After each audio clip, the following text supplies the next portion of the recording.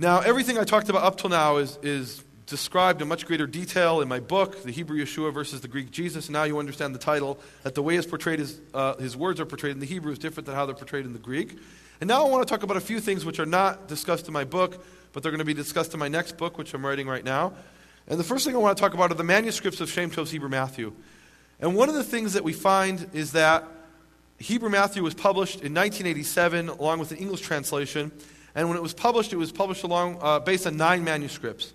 And of those 9 manuscripts, you find that over time, the manuscripts go through a process called assimilation to the Greek. And what that means is that they start out very different from the Greek, and over time, a Hebrew scribe comes along and says, wait a minute, that's not what it's supposed to say in the Hebrew. That's not what it's supposed to say in Matthew. And why does he say that? Because he's read the Greek. And what he ends up doing is changing the Hebrew to match the Greek. So, for example, in Hebrew Matthew 5:34, we saw the sentence that makes sense, that Yeshua's original words were, I say to you that you must not swear by anything falsely. Well, some Hebrew scribes came along, and in some manuscripts, when they were copying them, they said, wait a minute, I know it doesn't say falsely in the Greek. And what they did is they deleted this word. And you end up with the Greek reading in the Hebrew, I say to you that you must not swear by anything, which doesn't make sense. Now, the reason this is important is that of the 9 manuscripts that were published, 2 of these are very close to the Hebrew original words of Yeshua, meaning that when you compare them systematically with the Greek, you find many differences, and when the Greek doesn't make sense, the Hebrew does.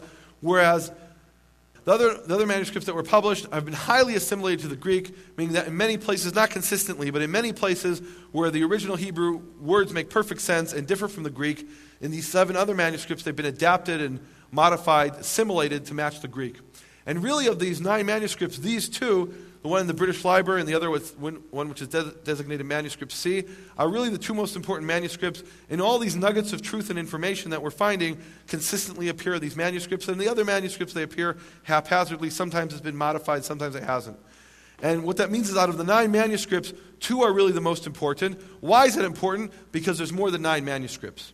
From my preliminary research, I've been able to find that there are at least 23 manuscripts of Shem-Tov's Hebrew Matthew.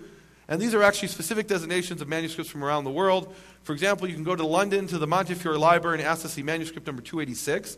And that's a manuscript of Shem-Tov's Hebrew Matthew. And these other 14 manuscripts have never been published. Now, if the first 9 manuscripts, if 2 out of those contain all these nuggets of truth and information, who knows what's in these other 14 manuscripts? No one knows. They haven't been studied. And until they're actually published, we won't know what information will come out of these manuscripts. The next thing I want to talk about is the question of the age of a manuscript versus the age of composition. That's a very important topic that we have to understand. This is a basic concept in textual studies, that the age that something was copied, the date that a manuscript was copied, very often differs from the date that it was originally written. For example, if you open up to the World Almanac and Book of Facts from 2005, that book was printed in 2005. However, if you turn to the Declaration of Independence, that was copied and printed in 2005, but it was originally written in what year? In 1776. So although the age of the manuscript, or in this case the printing, is 2005, the original date of composition is 1776. Why is it important? Because Shem-Tov Ibn Shaprut copied Hebrew Matthew in 1380. That doesn't mean that he wrote Hebrew Matthew or composed Hebrew Matthew in 1380. Now, let's look at some other examples of this. Josephus Flavius is a famous Jewish historian who lived in the 1st century, and he wrote a history of the Jews called Antiquities of the Jews, and that was written in the 1st century. However, our earliest complete manuscript, or earliest manuscript of Antiquities of the Jews, is only from the 10th century, 900 years after he wrote his original book. Now, the original book written in the hand of Josephus, that's been gone for more than 1,000 years. And the reason for that is that manuscripts very often will not last more than a few hundred years, and if they're not copied, and copies made of those copies, and copies made of those copies, then the book won't survive. And in this case, the earliest manuscript of Antiquities of the Jews is from the 10th century, even though no one in the world denies that this book was written in the 1st century. Here's another interesting example. The earliest complete manuscript of Isaiah is from the 1st century before the Common Era, from the Dead Sea Scrolls. However, Isaiah wrote his book and prophesied 700 years earlier. The original book written by Isaiah, that's long gone. That's been gone for more than 2,000 years. our earliest complete copy is from only 700 years after Isaiah wrote his book. And the significance of this is that although Shem-Tov Ibn Shaprut copied Hebrew Matthew in 1380, the linguistic and textual evidence proved that it's much earlier than 1380. And in many cases more original than the Greek version. The last thing I want to talk about is the question of Hebrew versus Aramaic. This is something that's gotten a lot of attention recently. The Aramaic question. How many people here have seen the movie The Passion of the Christ? Okay, a good number of people. In the movie The Passion of the Christ, what language did Jesus of Nazareth speak? Right, he spoke Aramaic. Okay, so, well, I think we should stop the discussion here because it wouldn't be right for me to argue with such a great Hebrew scholar as Mel Gibson. But seriously, Mel Gibson went and he talked to, I'm sure, experts who told him that in the first century Yeshua spoke Aramaic. And why is it that he thought that, or why is it that his experts thought that? And here's one verse that has a lot of people very much confused. Acts 26, 13 to 14. This is a famous vision that Shaul has, that Paul has on the road from Damascus. And there Paul describes his vision. He says, about noon as I was on the road, I saw a light from heaven, brighter than the sun, and I heard a voice saying to me in Aramaic, Shaul, Shaul, why do you persecute me? And Shaul describes that he says that he asked who's speaking, and he explains that the answer was that Yeshua is speaking. So according to and by the way, this is the NIV translation, which I'm sure you all know it stands for the nearly inspired version. Now, according to the NIV translation, what language did Yeshua speak to Shaul in? According to the NIV, Yeshua spoke to Shaul in Aramaic. Well, let's get to the bottom of this, because if you look at other translations, you probably already know that they don't have the word Aramaic. They have a different word. So why is it that the NIV translates, I heard a voice saying to me in Aramaic? I mentioned earlier that based on internal linguistic evidence, it appears that Acts was originally written in Hebrew. However, we have not yet uncovered the Hebrew original of Acts. All we have is the Greek translation of Acts. So let's look at the Greek translation and see in the Greek translation what is the word that is translated into English by the NIV as Aramaic. The word in Greek that's translated as Aramaic is the Greek word Hebraidi. Hebraidi. Do we have any Greek scholars in the audience that can tell me the meaning of this? Any 3-year-olds that can tell me the meaning of this word Hebraidi? Hebraidi is Hebrew. That's obvious. You don't need to be a Greek scholar to know that Hebraidi is Hebrew. So Shaul didn't hear Yeshua speaking to him in Aramaic. He heard Yeshua speaking to him in Hebrew. So what language did Yeshua speak? Hebrew. Okay. So what we can see here is that there's been an intentional modification and change by some of the translation to cover up the fact that Yeshua spoke Hebrew. Now, here's another verse that has a lot of people confused. Psalm 22. And there we read the statement, my God, why have you forsaken me? And where is that familiar from? Of course, everyone knows that's Yeshua's dying words. Yeshua's dying words, my God, why have you forsaken me? And let's look at how these appear in the Greek. In Matthew 27, verse 46, we read, Yeshua cried with a loud voice, saying, Eli, Eli, lama sabachthani. That is to say, my God, why have you forsaken me?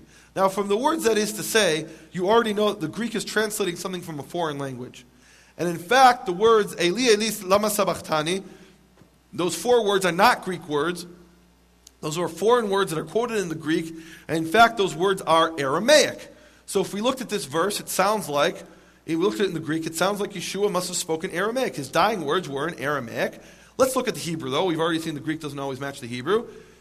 In Hebrew, Matthew 27:46, it says, Yeshua cried with a loud voice, saying in the holy language, Eli, Eli, lama azavtani.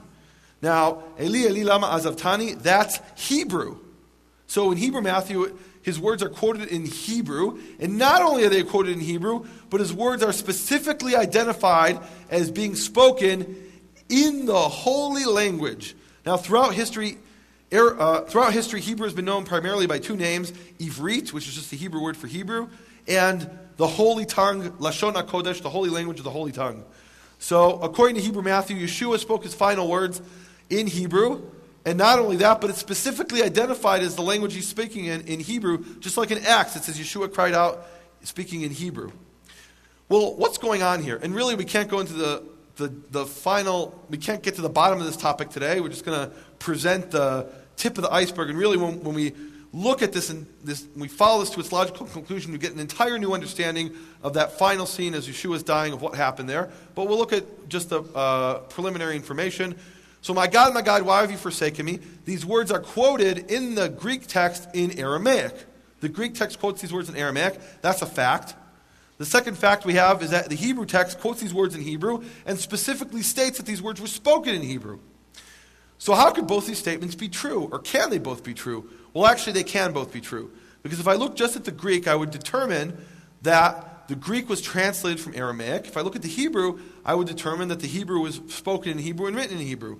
How could both those be true? The only way they could both be true is if there's a missing Aramaic phase.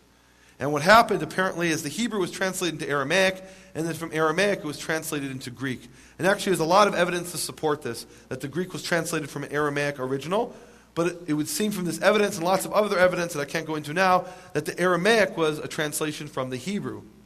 Now, this is very significant, because what this means is that the Greek is not a second-hand translation from Hebrew, it's a third-hand translation from Hebrew. And remember that Papias told us that Matthew wrote his gospel in Hebrew and many did their best to translate them.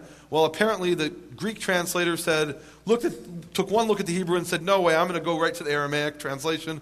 And what we have is a translation of the translation in the Greek. Well, I talk more about a lot of these topics in my book, The Hebrew Yeshua versus the Greek Jesus. And I want to say some final closing words. I mentioned at the beginning that I don't look to Yeshua as the Messiah, and that really hasn't changed. I believe strictly in the Tanakh, the Old Testament. However, my understanding of who Yeshua was has changed. I started off doing this study believing, as most Jews do, that Yeshua came to usurp the Torah, to lead people astray, to change the Torah and modify the Torah, and lead people away from the Torah. And now I found that in the Hebrew Gospel of Matthew, the Hebrew Yeshua was actually leading people back to Torah, upholding the Torah, saying if their claim to authority is that they sit in the seat of Moses, then do as Moses said. That he's not come to change one jot or one tittle, but he's simply upholding the Torah.